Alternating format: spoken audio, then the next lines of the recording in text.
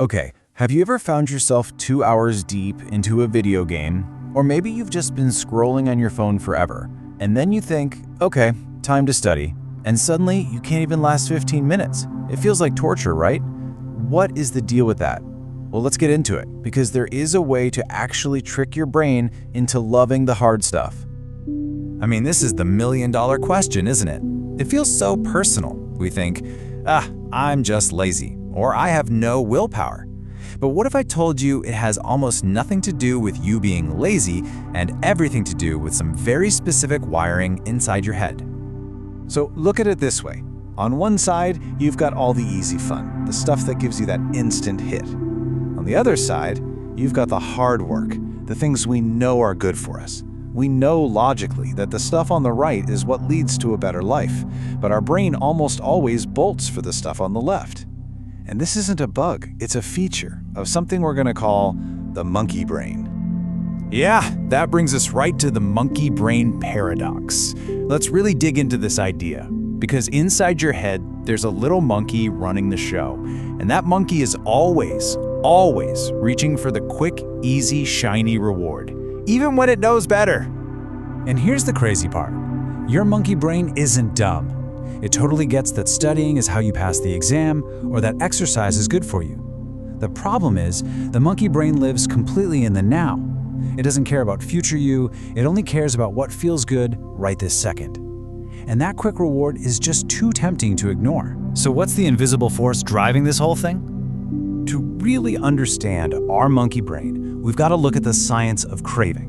It all boils down to one single, powerful little chemical that's pulling all the strings behind the scenes. And its name is dopamine. Okay, now this is huge, so listen up. We've all heard dopamine called the pleasure molecule. Well, that's not quite right. In fact, it's kind of wrong. Dopamine isn't the chemical of pleasure itself, it's the chemical of wanting. It's the craving. It's the motivation that makes you chase the thing you think will bring you pleasure. It's the engine, not the destination. This experiment is just wild, and it explains everything. Scientists gave rats a little lever. Every time they pressed it, zap, a jolt of dopamine. What happened? The rats got obsessed. They pressed it over and over, thousands of times, ignoring food, water, even sleep, until they just collapsed. But then, the scientists blocked their dopamine. And those same rats, they became so unmotivated, they wouldn't even move to eat food that was placed right in front of them. Sound familiar? That's the exact same loop that keeps you scrolling on social media. And that right there is the key takeaway. Your brain is just a much more complex version of that rat's brain. Dopamine is the fuel for your motivational engine. No dopamine, no chase. No chase, no action. And that creates a huge problem for us, living in a world that is basically designed to hijack this exact system. Okay, so if dopamine is the engine, why does doing hard stuff feel so awful? Like trying to push start a car in the mud. It's because our modern world has completely and totally spoiled our brain's reward system. See, your brain is all about balance. It wants to stay at a nice, level state called homeostasis. But when you flood it with super high dopamine hits, like from video games, junk food, endless online content, it kind of freaks out. It's too much stimulation. So to get back to that balance, it starts to protect itself by reducing its own sensitivity. And you can literally see what happens here. What used to feel like 100 on the fun scale now barely registers as a 60. Your entire baseline for what feels good and rewarding has been lowered. You need a bigger and bigger hit just to feel normal again, let alone excited. This is something called dopamine tolerance.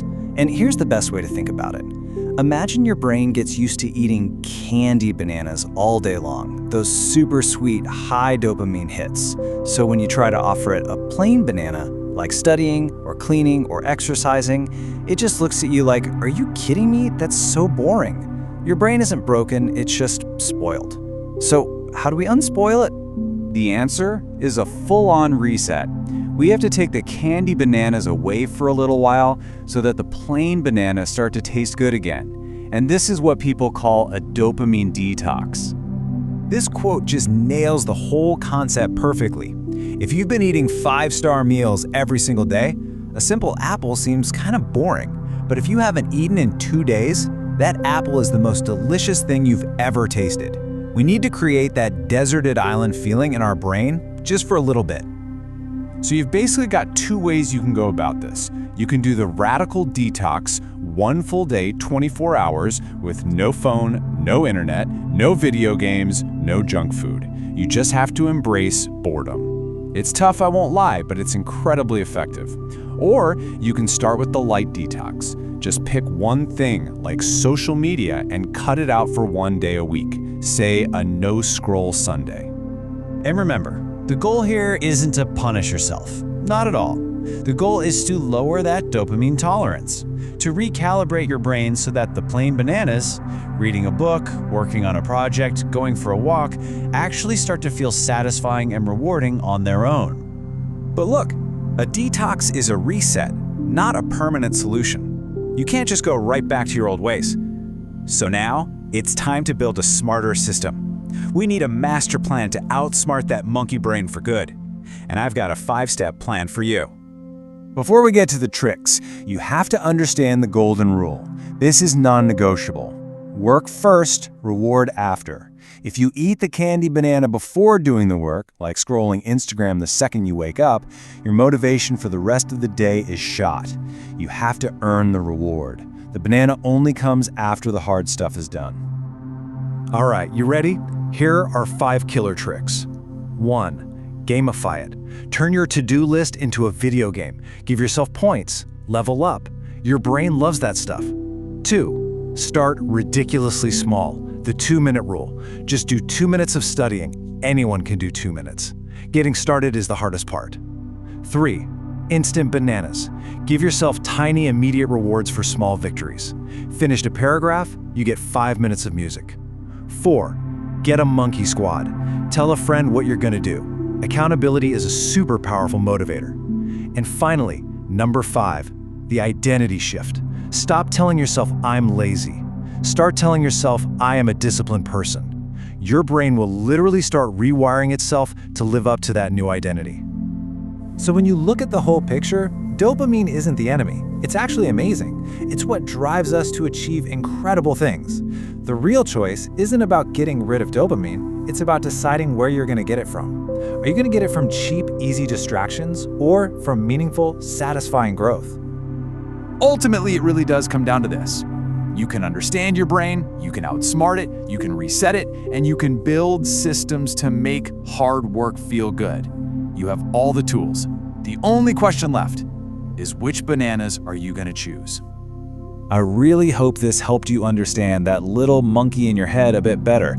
If it did, do me a favor and hit that like button, and definitely subscribe to The Wise Cut for more explainers just like this one. And hey, I'm curious, which of those 5 tricks are you gonna try first? Let me know down in the comments below.